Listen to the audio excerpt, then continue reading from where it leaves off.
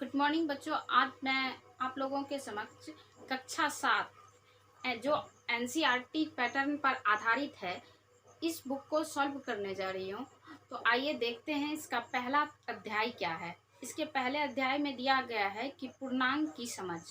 पूर्णांक के बारे में थोड़ा बहुत तो हम लोग अपने पिछले कक्षा में भी पढ़े हैं क्लास 6 में, और अब 7 में हम पूर्णांक को अच्छी तरह से समझेंगे कि पूर्णांक क्या है, पूर्णांक किसे कहते हैं। तो इसको समझने से पहले हम लोगों को समझना पड़ेगा कि अंक क्या है, या प्राकृतिक संख्या क्या है, पूर्ण संख्या क्या है, तो हमें समझ में आएगा कि पूर्णांक संख्या क्या है। तो आइए समझते हैं पहले कि अंक क्या है।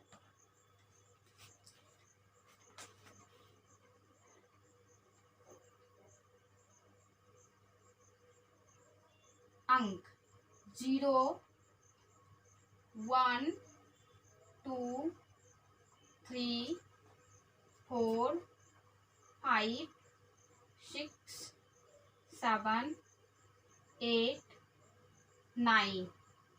ये 10 क्या कहलाता है? ये 10 अंक कहलाता है। लेकिन 10 जो है वो अंक नहीं है, वो 2 अंकों की एक संख्या है। अगर हम 10 लिखते हैं, इसके बाद अगर हम यहाँ 10 लिख दें तो ये क्या है? अंक नहीं है, इसको हम अंक नहीं कहते हैं। ये क्या है? 2 अंकों से, 1 और 2 अंकों से बनी हुई एक संख्या है। अंक हमारे पास कितना है? अंक हमारे पास सिर्फ 10 है, जिसमें है 0, 1, 2, 3, 4, 5, 6, 7, 8, 9।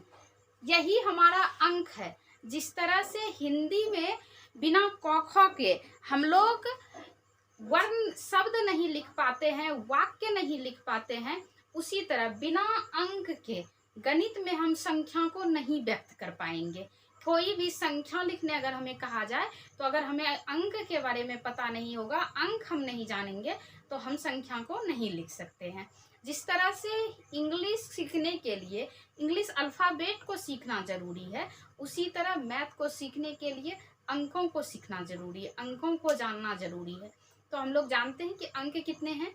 अंक 10 हैं, जिसमें से 0, 1, 2, 3, 4, 5, 6, 7, 8, 9। बस यही 10 जो हैं ये अंक हैं। अगर कोई कहे कि ये क्या है, 99 क्या है, तो 99 2 अंकों से बनी हुई एक संख्या है। 103 ये क्या है? ये 1, 2, 3 इस 3 अंकों से बनी हुई, एक तो इसमें 1 है, दूसरा 0 है और तीसरा 3 है। तो ये 103 क्या है? 3 अंकों से बनी हुई एक संख्या है, जिसका क्या नाम है? 103। इस तरह से अगर हम लोगों को 5550 दे दिया जाए और पूछा जाए कि ये क्या है, तो ये क्या है? ये 4 अंकों से बनी हुई एक संख्या है, जिसमें कि हम लोग 4 अंकों का यूज करते हैं। तो अब आप लोग अंक के बारे में समझ गए हैं कि अंक हमारे पास कितना है। अंक हमारे पास 10 है, और अंक का यूज हम लोग किस में करते हैं? संख्याओं को लिखने के लिए हम लोग अंकों का यूज करते हैं। अब आइए समझते हैं प्राकृतिक संख्या क्या है। वैसे तो प्राकृतिक संख्या और पूर्ण संख्या के बारे में हम लोग पिछली कक्षा में पढ़ चुके हैं, लेकिन उसको एक बार फिर से दोहरा लेते हैं। तो प्राकृतिक संख्या हमारे पास क्या है?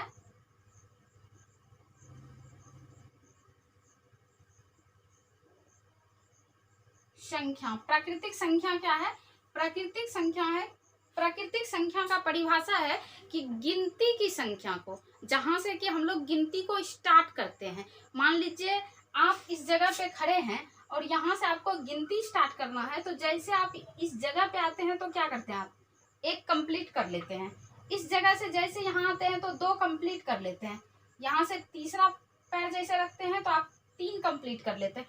तो यहाँ से जो है, जब हम 1 पहले करते हैं, 0 से जब हम अपना पहला कदम उठाते हैं, जहाँ हम खड़े हैं वहां से अगर हम अपना पहला कदम उठाते हैं और दूसरी जगह पे अपने पहले कदम को रखते हैं, तो हम लोग 1 कंप्लीट करते हैं। मतलब गिनती की संख्या कहाँ से शुरू होती है? 1 से शुरू होती है। तो एक से शुरू होती है तो प्राकृतिक संख्या क्या किसे कहते हैं? गिनती की संख्या को प्राकृतिक संख्या कहते हैं। तो यहाँ क्या हो जाएगा हमारा 1 2 3 4 5। इस तरह से हम लोग अनंत की ओर चले जाएंगे। जितना आगे जाएंगे प्राकृतिक संख्या उतना ज्यादा बढ़ते जाएगा। अब है पूर्ण संख्या। पूर्ण संख्या किसे कहते हैं?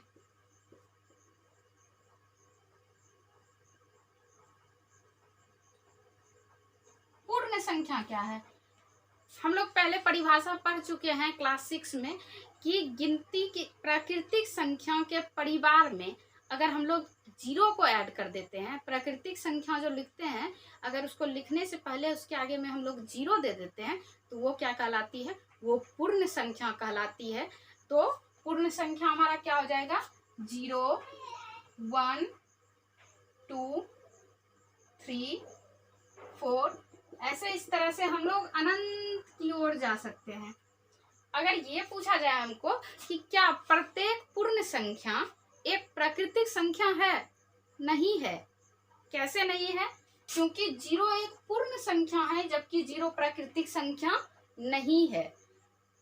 क्या प्रत्येक प्राकृतिक संख्या एक पूर्ण संख्या है? तो हाँ है। प्रत्येक प्राकृतिक संख्या एक पूर्ण संख्या है क्योंकि गिनती की संख्या को प्राकृतिक संख्या कहते हैं और यहाँ हमको गिनती की संख्या लिखा हुआ है 1 2 3 4 5 6। पूर्ण संख्या एक 0 ऐसा पूर्ण संख्या है जो कि प्राकृतिक संख्या नहीं है, वो सिर्फ पूर्ण संख्या है। और अब हम लोग समझते हैं कि पूर्णांक संख्या क्या है। तो कोई भी संख्या को लिखने से पहले हम लोग एक धनात्मक और दूसरा ऋणात्मक, हम लोग संख्या को पढ़े हैं, जिस संख्या के आगे में माइनस का चिन्ह दिया हो या जिस संख्या के आगे में प्लस का चिन्ह दिया हो तो उसको क्या कहेंगे? जिस संख्या के आगे में प्लस का चिन्ह है, जैसे हम लोग लिखते हैं -25 और हम लोग लिखते हैं +8। अब देखिए ये दोनों क्या है? ये क्या है? ऋणात्मक संख्या है और ये क्या है? ये धनात्मक संख्या है। इसको कैसे जाने हम? क्योंकि इसके आगे में प्लस का चिन्ह लगा है, प्लस धनात्मक चिन्ह है, तो 8 क्या है? एक धनात्मक संख्या है और 25 के आगे में माइनस का चिन्ह लगा हुआ है तो 25 क्या है? एक ऋणात्मक संख्या है। तो पूर्ण संख्या के लिए हम लोग कह सकते हैं, पूर्णांक संख्या के लिए हम लोग कह सकते हैं कि कोई जितनी भी प्राकृतिक संख्या ऋणात्मक प्राकृतिक संख्या है, मतलब प्राकृतिक संख्या धनात्मक भी है और ऋणात्मक भी है, अगर इसके आगे में माइनस लगा दिया जाए तो क्या हो जाएगा? ये ऋणात्मक प्राकृतिक संख्या हो जाएगा। इसके आगे में माइनस लगा दिया जाए तो क्या हो जाएगा? ये ऋणात्मक प्राकृतिक संख्या हो जाएगा। तो हम ये कह सकते हैं कि पूर्ण संख्या क्या है? जितनी भी ऋणात्मक प्राकृतिक संख्या है। ऋणात्मक प्राकृतिक संख्या क्या हो जाएगा हमारे पास? तो ऋणात्मक प्राकृतिक संख्या हम लोग ले सकते हैं ना, 1 2 3 4 5, इस सब के आगे में माइनस लगा दीजिए तो यह क्या हो जाएगा? ऋणात्मक प्राकृतिक संख्या। और अब फिर क्या कर रहे हैं हम लोग? पूर्ण संख्या। तो पूर्ण संख्या क्या है? पूर्ण संख्या हमारे पास है 0 1 2 3। ऐसे हम लोग अनंत की तरफ चले जाएंगे। तो इसको भी हम लोग अनंत की तरफ ला सकते हैं। इधर भी हमारा आगे बढ़ते जाएगा लेकिन उसके आगे में क्या लगता जाएगा? माइनस रहेगा। तो 5 क्या है? ये एक 5 क्या है? -5 क्या है? एक ऋणात्मक पूर्णांक है, एक ऋणात्मक पूर्णांक है। 0 क्या है? एक पूर्णांक है। 0 क्या है? पूर्णांक है। ये ऐसा एक पूर्णांक है जो कि ना तो ऋणात्मक होता है और ना ही धनात्मक होता है। और यहाँ 1 है, ये 1 क्या है? ये एक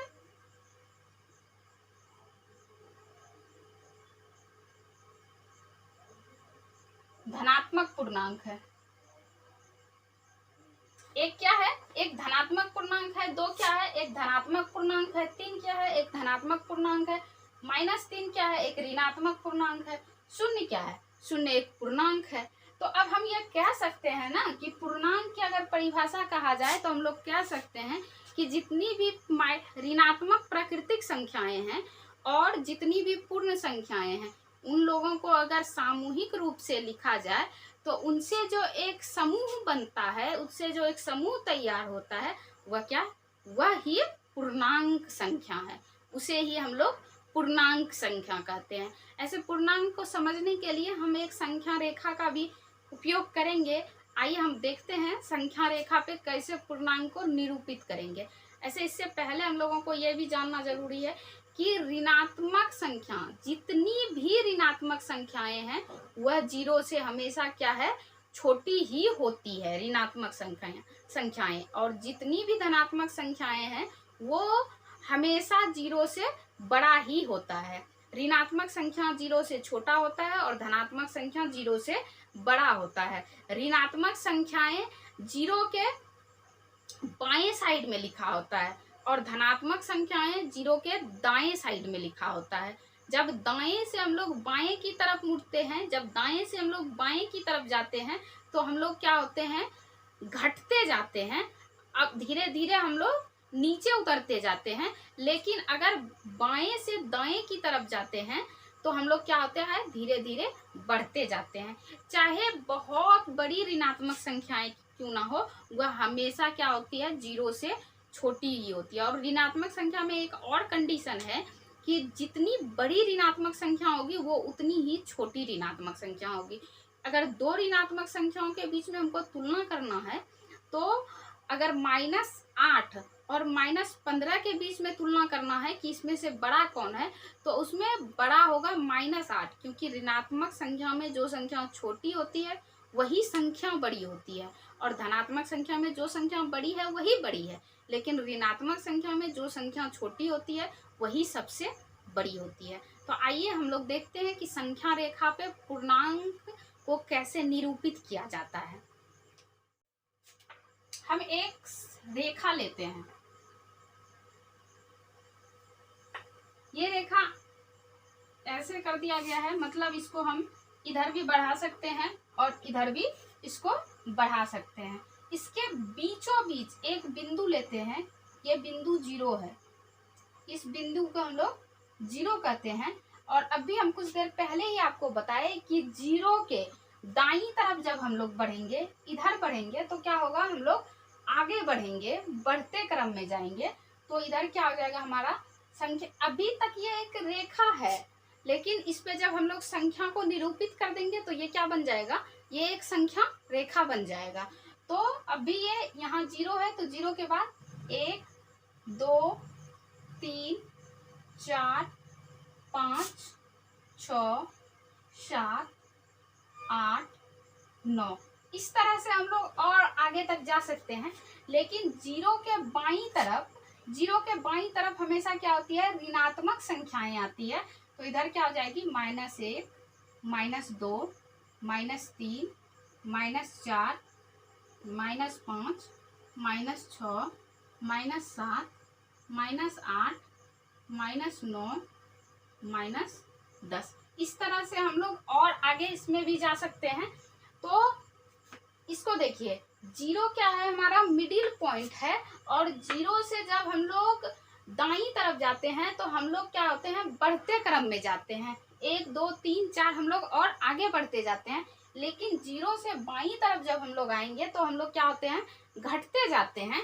यहाँ -1 है, यहाँ -2 होता है, -3 होता है। जितना आगे जाएंगे उतना ज्यादा घटते जाएंगे।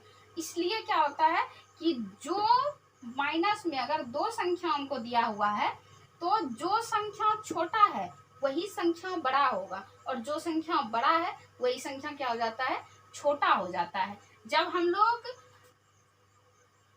दाएं से बाएं की तरफ आते हैं तो हम लोग क्या आते हैं, घटते क्रम में आते हैं, घटते जाते हैं, धीरे धीरे घटते जाएंगे। ये 6 है, 5 4 3 2 1 0 -1 -2 -3, इस तरह से हम लोग 0 की तरफ बढ़ते जाते हैं। और लेकिन जब हम लोग बाएं से दाएं की तरफ जाते हैं तो क्या होता है, हम लोग बढ़ते हुए जाते हैं। ये हम लोगों को बढ़ते हुए क्रम में मिलता है। -4 -5 -4 -3 -2 -1 0 1 2 3 4, इस तरह से हम लोग आगे बढ़ते जाते हैं।